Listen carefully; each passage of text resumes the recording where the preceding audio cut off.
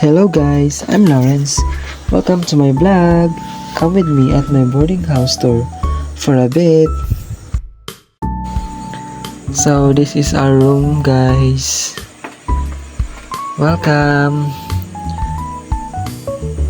There are 3 double decks here. This is my bed. And so guys, this is our dining table.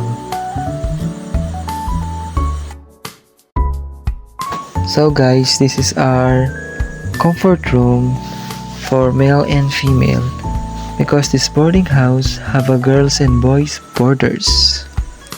So guys, look at our comfort room. So clean. Wow. This is our kitchen. Oh, we are cooking here guys. And we have also a dining table in front of our boarding. At the back of our boarding house, this is our shower. Look at guys. And we have here a well.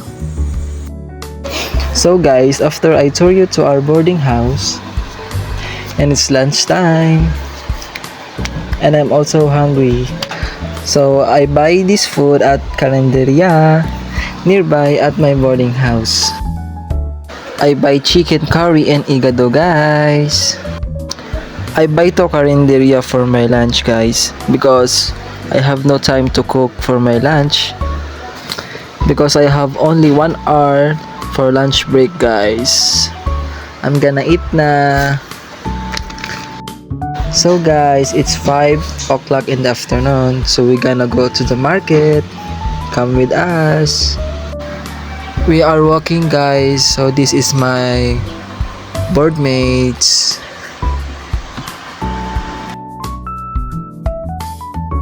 So guys, we are now here at the wet market of San Fernando City. Wow, very nice. This is the fish section.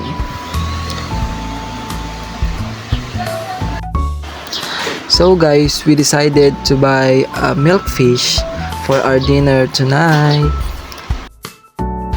So guys, this is the vegetable section. Wow, so many vegetable guys. We have here at the Save More. We buy here the chicken and meat. So while I'm waiting for my board mates guys, I see this cutie dog beside me. He is alone guys, so I took a video of him. Woohoo!